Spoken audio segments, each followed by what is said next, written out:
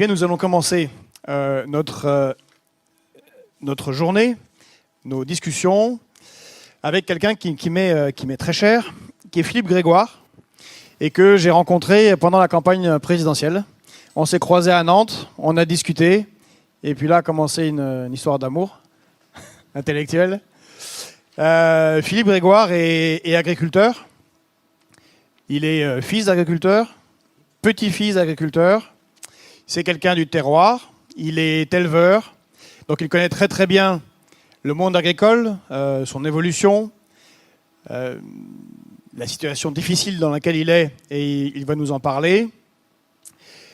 Alors Philippe, tu es également co-président du SAMU social agricole. On en parlera aussi. Donc une organisation qui vient en aide à ceux qui sont en difficulté et qui touchent le fond. Et malheureusement, il y en a beaucoup, puisqu'on est à 2 suicides d'agriculteurs par jour. Donc beaucoup plus de tentatives, j'imagine.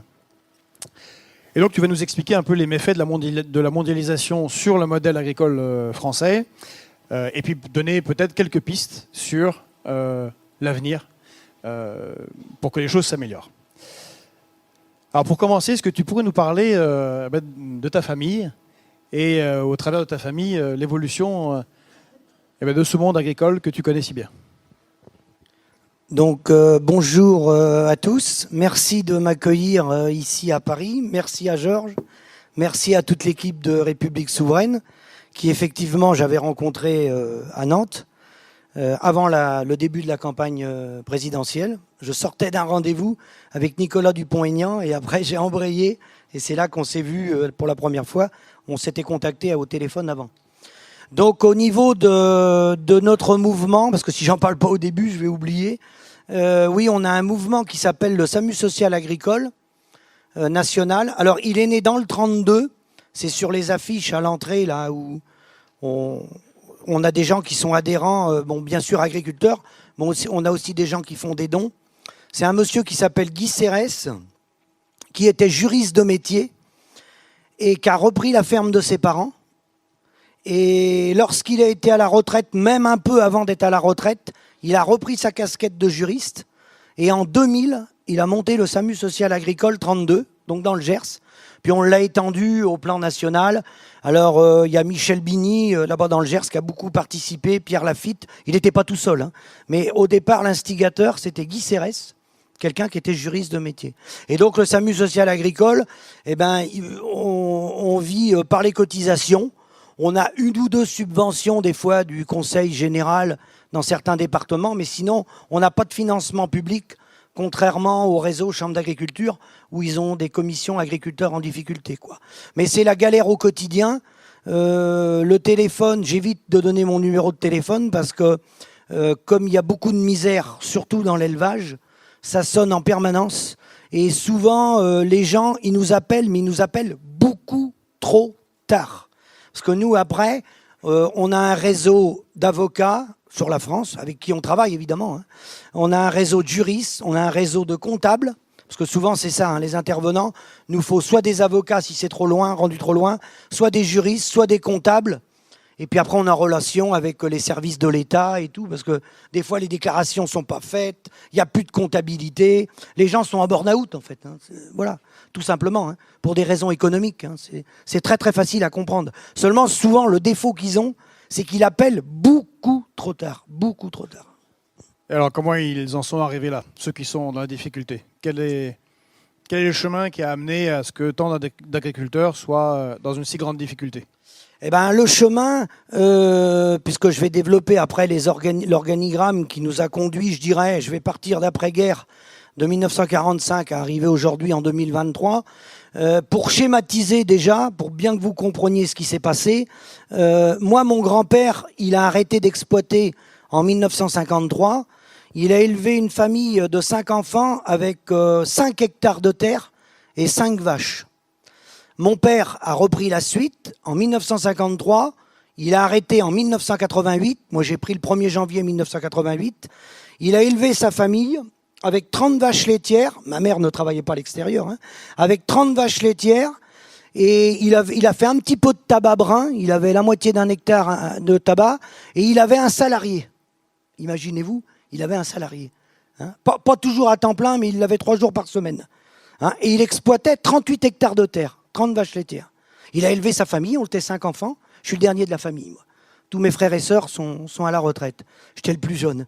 Et donc, moi, j'ai repris en 1988. J'exploite plus d'une centaine d'hectares. Alors, c'est sûr, ce n'est pas les terres de Marne-la-Vallée, mais ceci n'explique pas tout. Et ben moi, je vais peut-être réussir à faire crever ma famille, ouais, effectivement.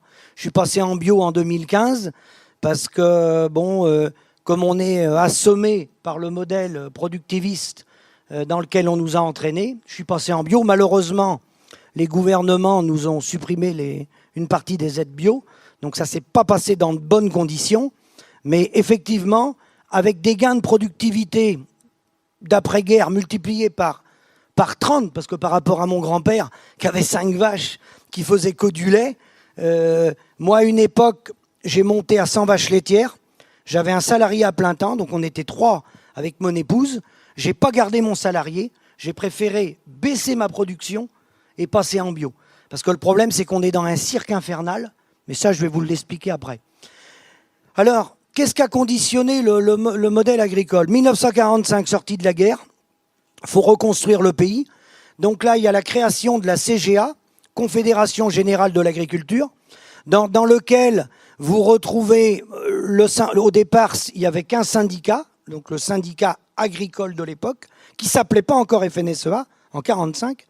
Il y avait le regroupement des mutuelles agricoles, qui s'appelle aujourd'hui la Mutualité Sociale Agricole, qui est notre régime de sécurité sociale à nous. Et puis, il y avait ce qui s'appelle aujourd'hui Groupama, mais ça ne s'appelait pas Groupama à l'époque. Et avec le Crédit Agricole. Donc, ça a démarré comme ça, après-guerre, en 1945. Et tout de suite, en 1946, la FNSEA s'est détachée de la CGA et elle a créé sa structure à côté, syndicat FNSEA. Voilà.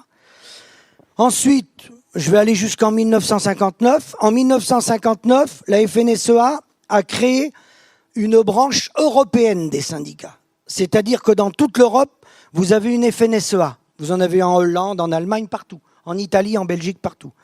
Mais déjà, parce qu'on a eu des tickets de rationnement jusqu'en 1952, donc on nous demandait de produire en fait. On nous a dit, réfléchissez pas, on s'occupe de tout, vous allez produire. Les paysans, de toute façon, il ne fallait pas qu'ils aillent en formation. C'est encore vrai ce que je vous dis. Il ne faut pas qu'on fasse de grandes formations. Mon fils est à l'école d'ingénieur, c'est pas bien ça. Il ne faut pas qu'on aille à l'école d'ingénieur. Il ne faut pas s'instruire, les paysans. Il faut travailler. Ce qui est important, c'est travailler. Surtout travailler. Le reste, on va s'en occuper. Produisez, nous, on va commercialiser vos produits. C'est encore vrai aujourd'hui, ce que je vous dis. Et donc, ne réfléchissez pas à travailler. Hein, ne réfléchissez pas, surtout travailler. Voilà. C'est pour ça, d'ailleurs, que dans le monde agricole, le travail, ça va même jusqu'à la débilité, parce que même avec des bras cassés, on va traire les vaches, on va sur les tracteurs, enfin, ça a pris des proportions, je vous en parlais après. Donc en 1959, il y a déjà des gens qui se sont réveillés, pourtant on n'était qu'au début, parce que c'est à partir des années 60 qu'on est parti tranquillement sur le modèle libéral, hein, crescendo, hein, ça montait pas du jour au lendemain, mais en 59, en même temps que la FNSEA créé des branches dans toute l'Europe, il y a Jean-Baptiste Doumingue, le milliardaire rouge, qui a créé le MODEF. Donc c'était une branche du Parti communiste, on va dire. Donc il y a un syndicat qui a fait scission, un peu comme les syndicats ouvriers, vous savez, où il y avait la grande CGT. On a eu une première scission en 59. Donc ensuite, 59, les années 60, c'est la politique agricole commune, avec Edgar Pisani, qui a été ministre de l'Agriculture, qui était de mon département, qui avait un vignoble dans mon département. Ensuite, on va arriver en 1963. Ça, c'est une date clé, 1963. Les céréaliers de la FNSEA ont créé un fonds d'investissement qui s'appelle Unigrain. Parce qu'à l'époque, si vous voulez, les prix étaient encore basés sur l'inflation. Donc, il y a de grandes disparités dans le monde agricole. Il faut que je vous le dise tout de suite, si vous voulez arriver à comprendre. Il y a 285 000 exploitations agricoles à peu près au 1er janvier 2023. Parce que les statistiques ne sont pas sorties. Moi, les chiffres que je vous donne, c'est l'INSEE et la MSA, la Mutualité Sociale Agricole. Et j'ai quelqu'un au SAMU qui est à la retraite, qui est une tête, qui travaille en direct avec toutes les statistiques de la MSA et de l'INSEE. Il travaille en permanence avec l'INSEE et la MSA. Donc le soir, on se fait des points. C'est pour ça que je peux vous donner avec précision les chiffres. Donc environ 285 000 exploitations agricoles au 1er janvier, là. Et faut rajouter environ 100 000 de plus, si vous voulez, le nombre d'exploitants, parce qu'évidemment, il y a des associés, voilà. Et alors, ce qui s'est passé, c'est que sur l'agriculture, grande divergence, il y a environ 70 000 paysans qui gagnent plus de 2 500 € mensuels, je vous dirais même plus de 3 000 € mensuels. C'est une catégorie qui existe, hein, mais il faut bien la différencier du reste. C'est les grands céréaliers, surtout des bassins parisiens ou des plaines de Caen, et une partie de la viticulture. Ça, c'est un peu une case à part. Alors, pas tous les viticulteurs, hein. Il y a des viticulteurs qui sont en coopérative, qui ne sont pas des gens aisés. Et dans les céréaliers, il y a 3 catégories. Il y a les céréaliers comme moi, qui peut faire un peu de céréales, parce que je suis éleveur, mais je fais des céréales pour les donner aux animaux. Après, il y a une autre catégorie de céréaliers que j'appelle les céréaliers en zone intermédiaire, c'est-à-dire c'est des gens qui étaient éleveurs, mais qui ont fait faillite en élevage, comme l'élevage s'est effondré. Ils ont décapitalisé, ils ont vendu le cheptel et ils sont partis en céréales, parce que c'est sûr, évidemment, c'est, on va dire, 10 fois moins de travail. Et encore, je suis modeste en disant ça, parce que là, je suis devant vous. J'ai mon voisin qui est en train d'aider ma femme à faire le travail, là, en ce moment. J'ai pris des nouvelles tout à l'heure, justement. Avec du vivant, des animaux, c'est 7 jours sur 7. 7 jours sur 7. Faut de l'eau, faut de l'électricité, faut surveiller que les vaches vont bien véler, faut surveiller les petits veaux. Celui qui a des canards, c'est pareil. Celui qui a des cochons, c'est pareil. C'est du vivant. Et avec du vivant, c'est une permanence, c'est du 80 heures semaine. On évite de se lever la nuit, on essaye de mettre des caméras maintenant, mais c'est du 80 heures semaine, quoi. Faut être réaliste. Et le dimanche est un jour comme un autre, hein. Le jour de Noël est un jour comme un autre, hein. On peut tomber en panne ce jour-là, Alors maintenant, on est obligé d'avoir double matériel, parce qu'on peut plus se faire dépanner le week-end. Donc on est obligé d'être en double équipement pour pouvoir arriver à nourrir nos animaux, par exemple le jour de Noël. Donc je termine les céréaliers, 3 catégories. Ceux qui sont éleveurs, en zone intermédiaire, et puis après les vrais céréaliers qui ont des potentiels de terre. Ceux qui sont en zone intermédiaire, justement, il y en a en difficulté, parce qu'ils ont fait des céréales, mais dans des terres qui n'étaient pas céréales. Ils ont abandonné l'élevage, parce que l'élevage est en galère. Donc les céréaliers, il y en a environ 90 000, les éleveurs, il y en a 200 000, et puis après, vous avez 100 000 encore agriculteurs, vous avez 50 000 qui font la viticulture et 50 000 fruits et légumes et assimilés. Hein. Alors, 1963, création d'Unigrain, le fonds d'investissement des céréaliers. Alors, ils ont mis, comme il avait les moyens, sur les livraisons de blé, ils ont créé une plateforme de financement avec le Crédit Agricole et la Banque publique d'investissement, et ils ont investi à travers le monde, ils financent 1000 entreprises. Ils ont 800 millions d'euros de fonds propres. Il y a 1 milliard d'euros qui circulent en permanence sur la planète. Donc Unigrain, peut-être que ça ne va pas vous parler. Unigrain, les brioches paquets, c'est le groupe Bouvard, c'est Unigrain. Si vous mangez des glaces, la société L'Angélis en Charente-Maritime, c'est financement Unigrain. La boulangerie industrielle dans le monde a été reprise par Unigrain à la famille Vindel, où était Ernest Antoine Seyer, l'ancien président du MEDEF. La famille Vindel, c'est une riche famille industrielle du nord de la France, de l'industrie de l'acier. Hein. Et donc, Unigrain, c'est une entreprise, c'est une multinationale tentaculaire qui met de l'argent. Alors, ils mettent de 1 million à 100 millions d'euros de participation dans toutes les sociétés stratégiques. Donc dans toutes nos coopératives. Alors c'est au Brésil, ils sont présents au Brésil, en Italie, sur tous les continents, hein. Vous allez voir sur Internet. Donc c'est ça alors c'est dirigé par des gens de la FNSEA évidemment. C'est ça qui a conditionné dès le départ déjà l'orientation d'un modèle de libre-échange sans régulation à tout va. Ensuite 1963, je passe à 1983. 1983, il y a eu avant un embargo américain dans les années 78, ils ont eu quelques sécheresses Et puis, il y a eu des tensions sur le marché international et ils ont fait de la spéculation sur la protéine, sur le soja. Et le gouvernement de l'époque a demandé à la FNSEA de prévoir un plan protéine, ce qui était une bonne idée, hein, pour qu'on ait plus d'autonomie, quoi. Donc la FNSEA a créé un plan protéine qui s'appelait le groupe Sophie Protéol, créé par Jean-Claude Sabin, qui a été repris ensuite par Xavier Bolin, qui était plus connu. Et ce groupe-là, aujourd'hui, oui, s'appelle bien le groupe Avril. Donc c'est pareil, ils ont des plateformes à travers le monde. Ils sont leaders dans les huiles, ils ont toutes les marques des huiles. Ils sont leaders dans la fabrication des aliments du bétail. Ils ont racheté un privé, le groupe Sanders. Donc si vous voulez, ces multinationales-là, déjà les deux premières, que ça soit Unigrain ou le groupe Avril, c'est incontournable. Le groupe Avril, c'est aussi les agrocarburants. Ils ont fait des accords, notamment avec le gouvernement Juppé. C'est vous qui avez payé à travers vos impôts. Il y a à peu près 1 milliard de subventions qui est tombé chez le groupe Avril. En fait, c'était une fiscalité particulière pour aider à faire les biocarburants, à avoir de l'autonomie. Hein. Mais le problème de ces multinationales-là, elles ont fait un travail remarquable, mais le problème, c'est que ça s'est retourné contre le producteur, parce que c'est devenu des oligopoles. Donc ensuite, de 83, je vais passer après à InVivo. InVivo en 2001. Alors avant, on avait eu le traité de Maastricht en 92.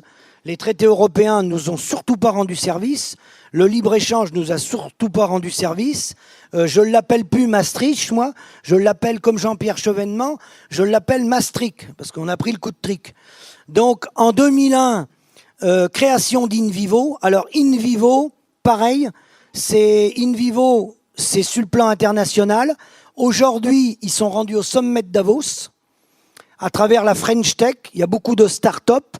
Alors InVivo, pour que ça vous parle un peu, vous achetez chez InVivo, tous parmi vous ici dans la salle, mais c'est des holdings. Alors il y a beaucoup de sociétés, donc vous n'allez pas voir InVivo quand vous allez rentrer dans le magasin. C'est les magasins Gamme Vert, c'est les magasins Delbar, c'est Café de Paris, c'est aujourd'hui, la dernière en date, quand vous allez rentrer dans les magasins Frais d'ici, tous les magasins Frais d'ici, Grand Frais d'ici, c'est InVivo. Ils ont fait un attelage avec financier, donc c'est la FNSEA InVivo. Hein.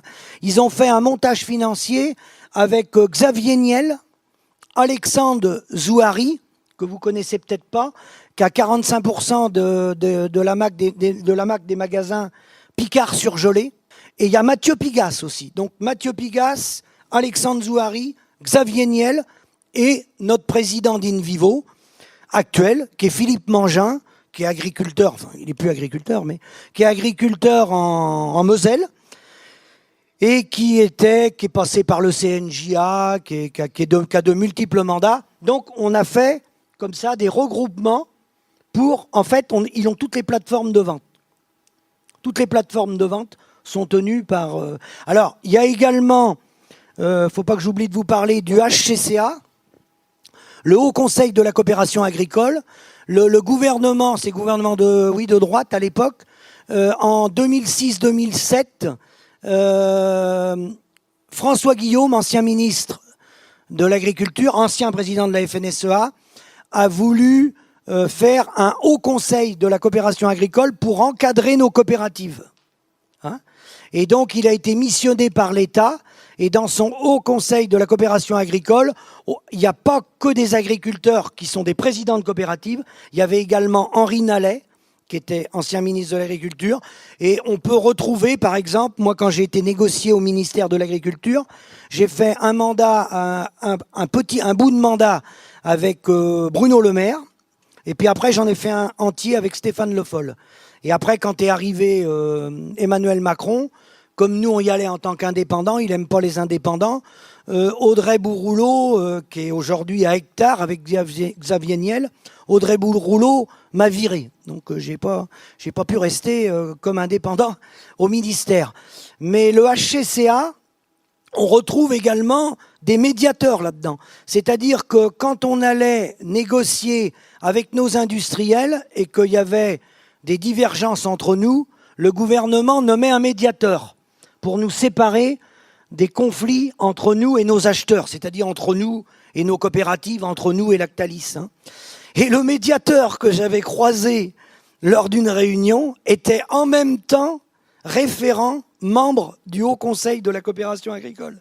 Donc on lui demandait de régler des litiges entre des coopératives et nous, et lui, il était en même temps membre du HCCA. Alors j'avais dit à mon copain Denis, quand on est sorti de la réunion, je pense qu'il y a conflit d'intérêts. Donc dans le monde agricole, c'est beaucoup ça. Beaucoup ça.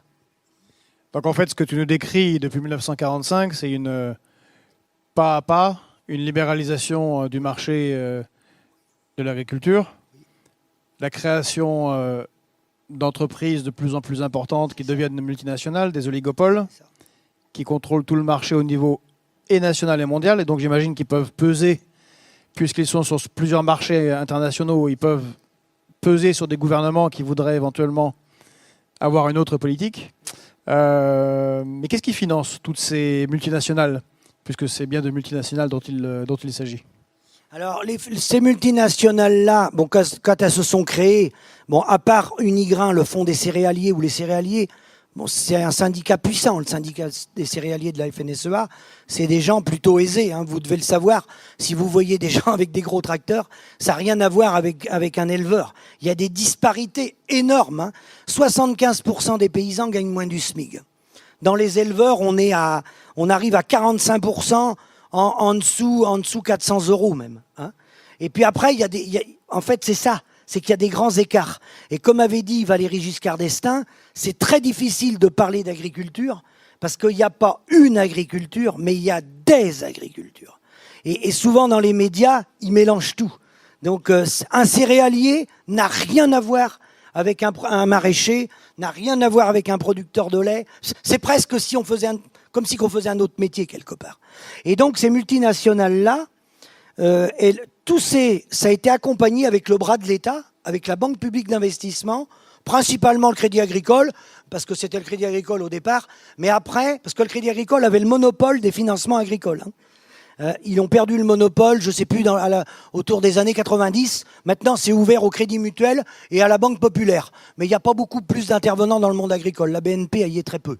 Mais au départ, il y avait le monopole du Crédit Agricole, ce qui était encore... Pour s'installer et pour bénéficier des prêts installation, qui étaient des prêts à taux réduit, fallait passer par le Crédit Agricole. Voilà. Mais autrement, c'est en lien avec la Banque publique d'investissement. Alors après, le problème de nos coopératives, c'est que la coopération agricole, c'est un super modèle qui fonctionne très bien, mais quand il reste petit, à taille humaine. Les agriculteurs sont très bien rémunérés, le Maroilles, le Comté, toutes ces petites coopératives. Mais à partir du moment où je vous ai parlé tout à l'heure d'InVivo, InVivo regroupe 200 coopératives déjà, vous voyez. Dans InVivo, il y a 200 coopératives. Et ces 200 coopératives-là, forcément, c'est un conglomérat, les financements sont croisés. En fait, c'est des oligopoles. C'est des oligopoles, ce qui fait que dans l'industrie agroalimentaire, les journalistes parisiens parlent toujours du méchant Édouard Leclerc, Michel-Édouard Leclerc, qui certes est là pour faire son business. Alors, la grande distribution sur les produits agricoles prend de 18 à 22% de marge. L'industrie agroalimentaire, ça varie suivant les produits de 36 à 53% de marge. Je parle en marge brute. Donc vous voyez la proportion. Et l'industrie agroalimentaire, en fait, il y a 16 000, à peine 16 000 industries agroalimentaires et il y a 22 000 commerces, ce qu'on appelle le commerce de gros, qui est la suite de toute la transformation. Parce que ça fait vivre énormément de monde, l'agriculture, autour de nous, à travers les abattoirs, les laiteries, tous les outils de transformation. Et parmi toutes ces entreprises-là, 1,4% de quelques oligopoles font 80% du chiffre d'affaires. Donc si vous voulez, c'est concentré dans quelques mains, mais les journalistes parisiens ne sont pas informés parce que c'est beaucoup de travail de recherche, c'est des holdings. ils ont monté des holdings, ils ont gardé la coopérative de base. Quand vous vous pointez à l'Assemblée générale, ils vont vous sortir les bilans. Bizarrement, il n'y a jamais de résultat. Hein. C'est à l'équilibre. Hein. C'est parce qu'après, ils ont créé des SAS, des holdings, qui ne restent pas forcément en France, qui sont beaucoup en Suisse ou en Luxembourg. Et donc, en fait, c'est le modèle des multinationales, pareil que dans l'industrie. Donc en fait, si on va du champ à l'assiette du consommateur, il y a donc l'agriculteur, oui. Le consommateur, juste avant il y a la distribution, y compris la grande distribution, qui se fait un peu de marge, mais tu dis que ce n'est pas le principal arnaqueur, si je peux me permettre, en affaires, mais c'est juste après l'agriculteur, c'est la transformation qui est aux mains de quelques grandes entreprises qui accumulent les profits et qui les sortent du pays, c'est ça? Voilà. Et alors le pompon de l'histoire qui nous aide pas du tout. Au départ, notre principal syndicat à qui j'appartenais, moi, mon père s'en est occupé même, la FNSEA, a fait beaucoup de progrès, a fait des bonnes choses. Hein. Il y a eu le statut du fermage pour protéger les agriculteurs, il y a eu des demandes de départ en pré-retraite, il y a eu des schémas. Ils ont fait du bon boulot au début, mais après, à partir des années 60, ils ont glissé dans le modèle libéral, ultra-libéral, et ils se sont mariés à l'agroalimentaire, et les présidents de coopératives sont les présidents de syndicats. Donc le verre est dans le fruit. Et en fait, on a glissé, quoi. Et alors, le souci, si vous voulez, c'est que nous, producteurs sur le terrain, on n'est pas maître de notre produit, alors mis à part les circuits courts, hein, ceux qui vendent au détail.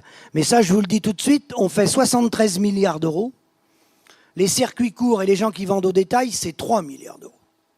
Donc il faut ramener les choses à leur juste valeur. Ceci étant, il faut les développer. Hein. Moi, je suis pour... Mais ça marche.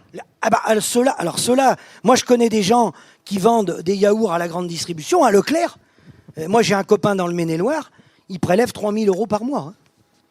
Mais il traite que 15 vaches. Et il fait des yaourts. Mais il a coupé l'intermédiaire du transformateur. Hein, alors, c'est plus facile si on fait du vin, parce que ce n'est pas une denrée périssable. Quand c'est des denrées périssables, si vous devez passer par un abattoir, déjà, l'abattoir, il va vous tenir, parce qu'il va prendre sa marge. Donc en fait, la problématique, c'est que nous, on n'a pas vraiment de levier entre les mains. Le seul levier qu'on a, c'est d'essayer de produire le moins cher possible, d'où cette théorie de Ricardo des coûts comparatifs qui nous compare au reste du monde, parce que ce qu'a ruiné les paysans, les éleveurs, hein, c'est pas ni les écologistes, ni les animalistes, c'est les traités de libre-échange, c'est le Commonwealth, hein, qui a ruiné les producteurs de moutons. Je dis bien ruiné les producteurs de moutons. Hein, ben c'est le Commonwealth. C'est le mouton néo-zélandais, parce que vous pensez bien qu'un producteur français de lait ou de mouton, il ne peut pas produire au même prix qu'un Indien ou un néo-zélandais. C'est absolument impossible. Rien que par le climat déjà. Rien que par le climat, ceux qui ont des climats favorables, comme la Nouvelle-Zélande, ils peuvent faire que de l'herbe toute l'année. Nous, s'il faut qu'on cultive, rien que pour semer du maïs, rien que le fait de mettre un tracteur dans un champ et d'acheter des semences de maïs et de semer du maïs, ça y est, déjà, on a des charges plus élevées que lui. Donc, c'est un truc suicidaire. Alors, nous, on n'a que le levier de produire au moins cher possible. Donc, c'est pour ça qu'il y a un appauvrissement généralisé. Les corps de ferme sont totalement délabrés. On n'a plus les moyens de renouveler nos corps de ferme. Ceux qui refont des sièges neufs, c'est que derrière, il y a le financement d'un bras de l'agroalimentaire ou de la coopérative qui est derrière. Donc, le gars, il est attaché à la coopérative. Hein. Et après...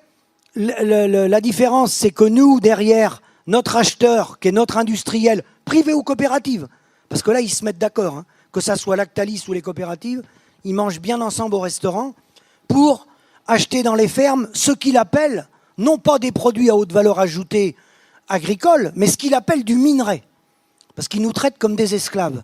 Donc eux, ils ont deux leviers. Premier levier, ils font la pression sur nous, producteurs, c'est pas très difficile, vous allez comprendre pourquoi. C'est eux qui ont le carnet de facture. On n'a pas de carnet de facture. On ne fait pas notre facture.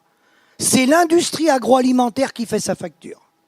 Quand vous livrez des poulets, des canards, du lait, hein, là par exemple ce que je livre en ce moment, je serai le 15 du mois prochain le prix qu'ils vont décider de me donner. Et donc, c'est pas toi qui écris ta feuille de facture, c'est après avoir livré, ils te payent, éventuellement. Après avoir livré, ils me payent.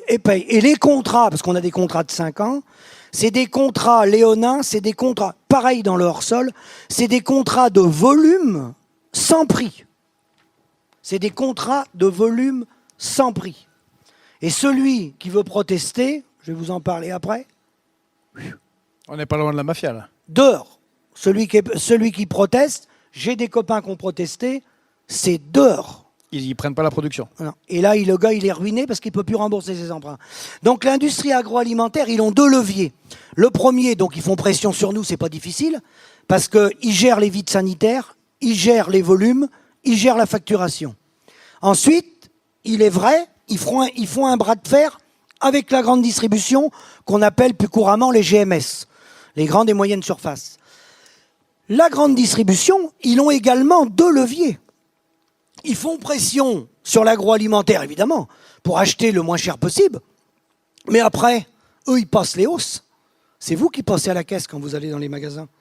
Parce que ce qu'il ne faut pas perdre de vue, et là, j'ai vu dernièrement Monsieur De Crozaille, Frédéric De Crozaille, La République En Marche, député du Val-de-Marne, vient de faire passer une loi, là, pour obliger la grande distribution, c'est la FNSEA qui lui a demandé de faire ça, parce que c'est la FNSEA qui est ministre de l'Agriculture. Ils lui ont demandé de faire passer une loi pour encadrer la grande distribution. Donc, au bout de la période de la fin de la négociation, des 60 jours, il va y avoir une date coup près où le prix de l'industriel, je ne sais pas s'il va y arriver, hein, pourrait s'imposer. C'est-à-dire qu'il s'imposerait. Donc s'il s'impose, alors qu'est-ce qui va se passer? Je vais vous le dire, c'est très simple. D'abord, vous allez payer, parce que si l'agroalimentaire repasse 20% de hausse, vous pensez bien que Michel-Édouard Leclerc ou le groupe U, j'étais en réunion d'ailleurs avec Serge Papin, je l'ai rencontré dans une ferme, le groupe U, ils vont pas, ces gens-là ne mangeront jamais d'argent. Ces gens-là, c'est des businessmen. Donc les hausses, c'est vous qui allez les payer. Mais, attendez, ce qui est plus grave, c'est qu'ils peuvent déréférencer les produits et les prendre ailleurs, les GMS. Les grandes surfaces ont quand même une force de frappe. Ils ne sont pas obligés de prendre les produits français avec la mondialisation, avec la libre... Parce qu'en fait, ce qui nous a détruit, c'est la libre circulation des biens, des hommes, des marchandises et des capitaux sur la planète, sans aucune régulation, sans aucune intervention politique. Il faudrait mettre des panneaux de signalisation et des limitations de vitesse à la finance qui est en train totalement de nous étrangler. Donc cette loi, s'il arrive à la mettre en application, soit ils vont déréférencer les produits et ils vont les prendre chez nos partenaires de l'agroalimentaire coopérative, parce que le plus drôle, c'est que nos coopératives sont en Ukraine, sont en Russie, sont en Italie, sont en Espagne. Donc en fait, si vous voulez, on se fait tuer, mais par notre propre coopérative, qui a été investir dans le pays d'à côté. En fait, on se détruit entre nous, les paysans, par la multinationale. C'est ça le pire. Hein, mais moi, je pense que... Alors, ça ne fonctionnera pas, parce qu'en plus, si vous payez 20% de plus, je pense que vous avez bien compris une chose, il ne reviendra pas un centime à nous. Hein. Là, l'augmentation qu'ils veulent négocier, l'agroalimentaire, à chaque fois que les consommateurs, et là quand je suis venu en train, j'ai fait le test, les gens me disent ça a augmenté, ça a augmenté. Alors bon, je fais parler les gens pour voir combien ils payent les yaourts et tout, puisque moi je fais du lait. Nous on voit rien, absolument rien. Ça se détériore. Et pour cause, on n'a pas notre carnet de facture. Alors l'autre il est très très à l'aise, hein. Il nous donne que ce qui nous reste. Il nous donne que ce qui nous reste. Et le but du jeu, c'est de concentrer les paysans, de faire des fermes de plus en plus grosses. Alors ça, ils ont du plomb dans l'aile avec ça.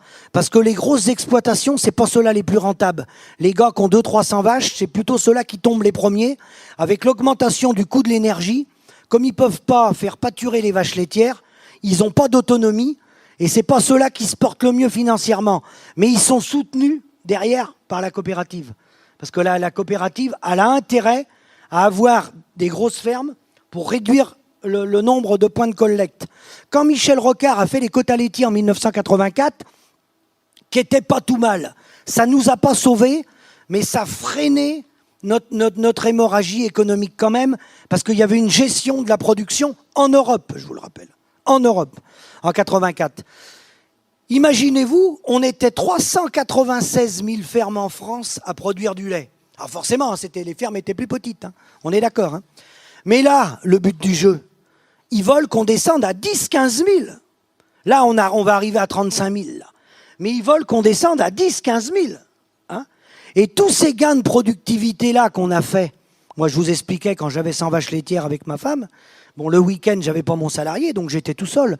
Donc 100 vaches laitières, ça fait 100 vaches à traire le matin, 100 le soir, 200 vaches par jour. Bon, les épaules, nous, dans notre métier, je vous parle même pas de la retraite à 65 ans. Les gars, ils sont morts des épaules, ils sont morts du dos, ils sont morts mentalement. Donc, c'est de l'esclavage moderne. On a fait des gains de productivité, mais tous ces gains de productivité-là ont été dans la poche de l'industriel qui rentre dans la cour chercher notre lait. Parce que l'outil, le tank qui refroidit notre lait, il appartient à l'industriel. On est pieds et mains liés. Et celui qui veut bouger, parce que je fais partie de ceux qui ont bougé, moi je suis rendu à un GIE, parce que j'ai plus personne pour me collecter, vous pensez bien. Avec les vidéos que je fais, j'ai une chaîne YouTube Philippe est dans le pré. Donc moi j'ai pris la porte. Donc je me suis raccroché à un petit GIE. On a quelques petits GIE, donc c'est des mouvements totalement indépendants, mais qui dépendent de l'agroalimentaire. Hein, parce qu'on est obligé de passer par ce maillon-là. Donc on ne vend pas notre lait plus cher que les autres, on le vend même moins cher. Parce qu'ils nous appuient sur la tête, parce qu'on est parti à ce mouvement indépendant. Ils ont la rage contre nous. Mais tous ceux qui veulent les contester, j'ai un copain à côté du Puy du Fou, à côté de chez Philippe Devilliers, qui faisait de la volaille, et il a contesté l'industriel, il a livré son dernier lot de poulets.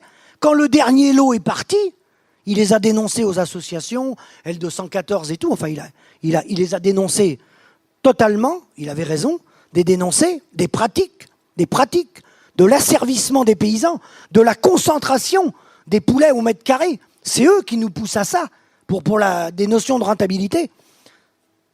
À la porte, heureusement, il n'avait plus trop d'emprunts.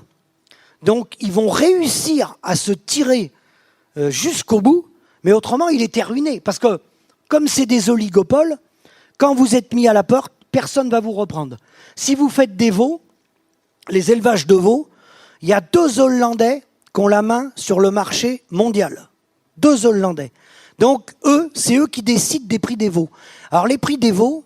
Ils possèdent tous les veaux du monde entier. Mais parce qu'ils ont l'intégration, c'est eux qui mettent ce qu'on appelle les veaux en batterie, c'est eux les leaders, le groupe Vendry et le groupe Denkavit. Et le groupe Vendry, c'est le groupe Sobeval, ça s'appelle. Ils ont les abattoirs. Et celui qui a la force, c'est celui qui a l'outil de transformation, en fait. C'est celui qui a l'abattoir ou qui a la laiterie. Parce que vous êtes obligé de passer soit par un abattoir, soit par une laiterie. Vous ne pouvez pas abattre les bêtes chez vous dans les fermes. Hein. C'est interdit, ça. Hein.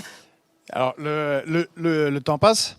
J'avais une question, parce qu'on nous dit que la guerre en Ukraine pèse sur les agriculteurs français. Dans quelle mesure? Est-ce que c'est vrai ou par exemple, sur le problème des pénuries d'huile ou des engrais? Non, la guerre en Ukraine, alors, quand on va à nos assemblées générales, bah forcément, comme c'est eux qui font la facture et que ils veulent surtout pas que les paysans s'instruisent, qu'ils restent à bosser dans les fermes sans réfléchir. Ça les intéresse, qu'on bosse beaucoup sans réfléchir. Donc quand on va aux grandes AG, bah forcément dans ces structures-là où il y a plusieurs mille salariés, ils ont des directeurs de communication qui nous expliquent que c'est à cause de Vladimir Poutine.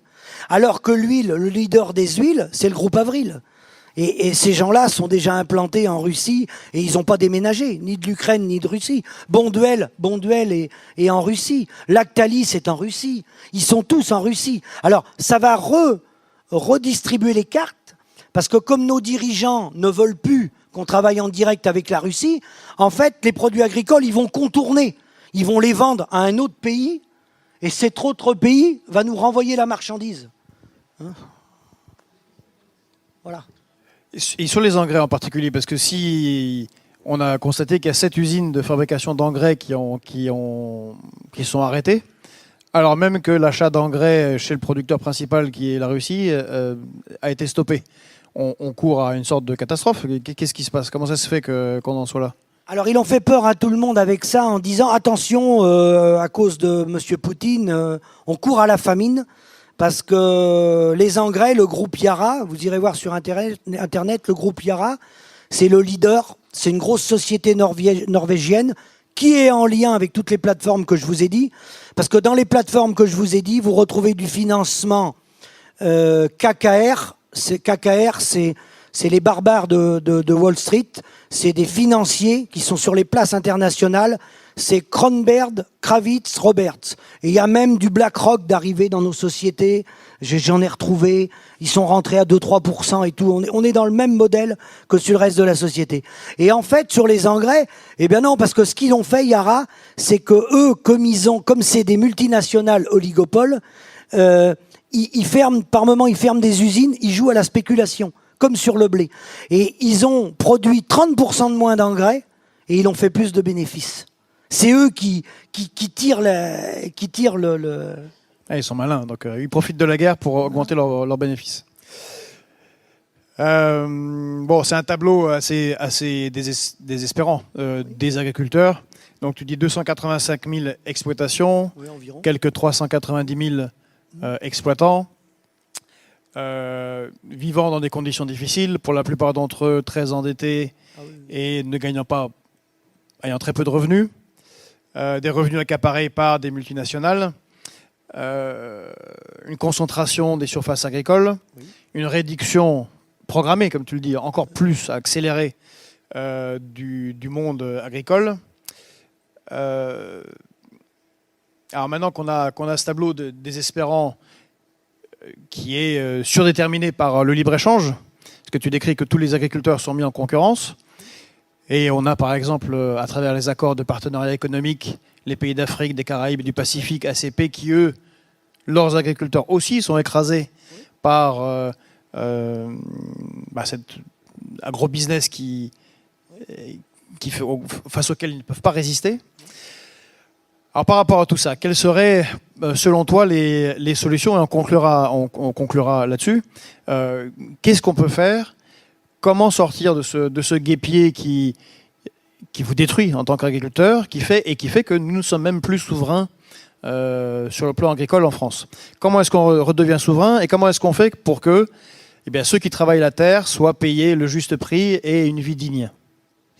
Alors, à cause de tous ces accords de libre-échange, à cause de la libre circulation des biens, des hommes, des marchandises et des capitaux, on va atteindre, on est passé les 20%, on va se rapprocher des 25% de dépendance alimentaire, tout confondu, nous la France, alors qu'on était un grand pays agricole.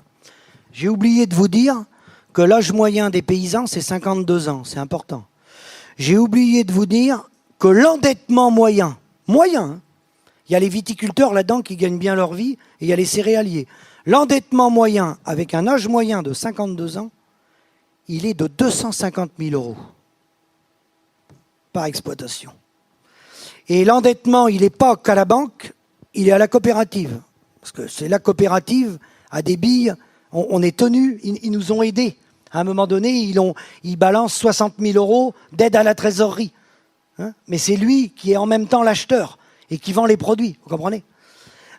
Alors, quelles sont les solutions? Les solutions, c'est des modèles type la charte de La Havane, qui a été abolie le 23 mars 1948, qui n'a pas été validée par le Sénat américain.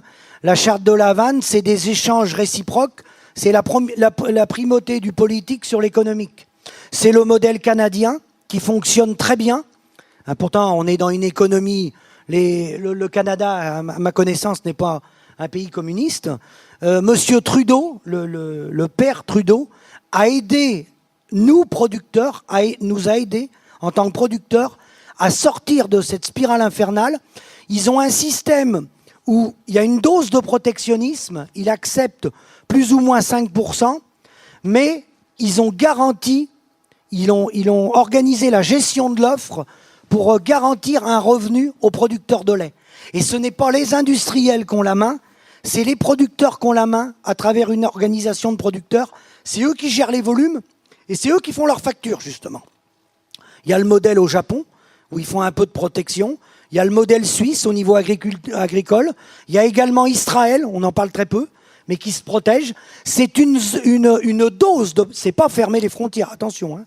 C'est une dose de protectionnisme et un modèle type charte de la Havane où on va reconnaître le prix des parts fermes pour avoir une souveraineté.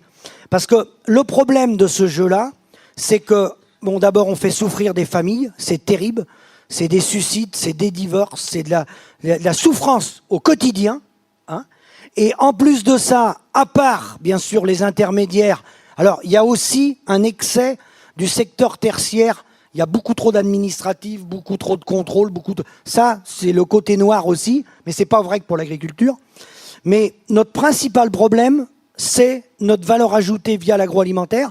Et ayant pousser ce modèle-là, et ils continuent, parce qu'ils n'ont pas l'intention, Emmanuel Macron n'a pas, ni François Hollande, parce que là-dessus, gauche-droite, je vous le dis tout de suite, qu'on ait Sarkozy en face de nous, Hollande, avec qui j'étais en réunion, alors Hollande m'a dit que mes propositions étaient bonnes, mais qu'elles étaient très compliquées et qu'il ne pouvait rien faire. Voilà. Parce qu'il avait des accords avec Madame Merkel. Alors je lui ai rappelé qu'en Allemagne, 5 millions de travailleurs allemands travaillent pour 500 € dans les abattoirs. Parce que les Allemands nous ont fait beaucoup de mal en Europe au niveau agricole. Ils nous ont pris des parts de marché en tirant vers le bas. Hein. Et l'étape suivante maintenant, c'est qu'ils veulent essayer... Oui, on a les ports de Bretagne qui partent en Bavière, qui sont équarris là-bas, voilà, avec des gens surexploités dans les usines. Et ça repart en camion. Ça. Donc on fait du... Voilà, c'est bien pour l'écologie aussi. Ça. Et là, ils sont en train de réfléchir avec des cercles de réflexion, des think tanks, avec les multinationales, que je vous ai cité au départ, ils sont en train de réfléchir, parce que ça les intéresse qu'on continue à être esclaves, mais comme on est de moins en moins de paysans, ils sont en train d'imaginer un système où on accueillerait des immigrés, des gens pauvres, qu'on ferait travailler dans les exploitations en les payant avec un lance-pierre. Ils sont sur cette stratégie-là, aujourd'hui, je vous le dis. Et alors, ce qui est grave dans ce modèle-là, au-delà de nous, ce qu'on vit dans nos campagnes, c'est qu'à pousser ce modèle-là qui va dans le mur, ultralibéral, on est de plus en plus dépendant. Je vous dis, on va bientôt arriver. Alors, on est à plus de 50% sur les fruits et légumes. Le mouton, on n'en produit plus que 32%. Enfin, je pourrais vous faire la liste. Hein. Mais ce qui est très grave, c'est qu'on va perdre ce qu'appelait monsieur George Bush, père, lors des grandes négociations internationales à l'OMC. J'avais retenu ça avec mon père parce qu'on s'intéressait beaucoup déjà avec mon père à la politique.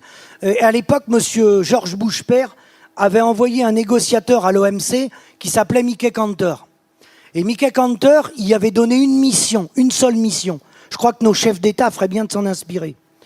Il lui avait donné une mission, il savait que les Européens étaient un peu divisés entre eux. Donc il avait dit, si tu peux, avant le débat, essaye de jeter des ballons pour qu'ils se divisent entre eux, ça peut nous arranger, ça c'est le premier point. Mais surtout, quand tu vas rentrer aux États-Unis, n'oublie jamais une chose, les États-Unis conserveront toujours l'arme alimentaire.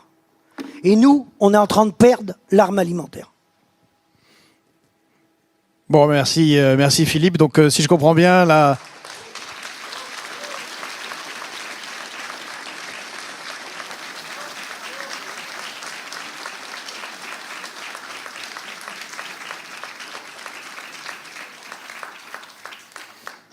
Félicitations pour ton combat d'une vie, avoir tenu le coup à des gens très puissants qui ont essayé de t'écraser.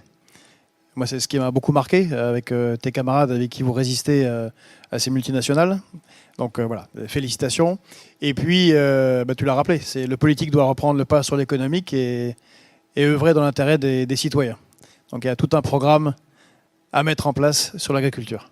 En fait, pour conclure, c'est que je pense que c'est dans la nature humaine, dans la mesure où on laisse se monter des oligopoles, vous prenez en volaille, c'est le groupe LDC dans la Sarthe, hein, qui sont des amis de François Fillon, c'est les leaders européens.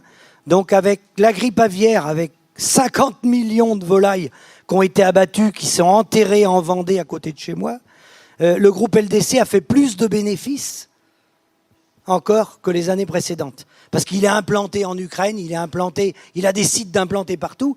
Et en fait, si nous, on ne fait pas la volaille, il exploite des paysans ailleurs. Et en fait, ce qu'a rendu possible ça, c'est quand même le politique. Parce qu'ils les ont laissés faire. Hein, sur la viande bovine, c'est Jean-Paul Bigard. Sur le lait, c'est Lactalis et Sodial. Il y a quelques acteurs majeurs qui se battent, certes, avec Édouard Leclerc, mais nous, là-dedans, on est vraiment rien du tout. Mais rien du tout. Allez, ne les laissons plus faire et passons au débat suivant. Merci à vous.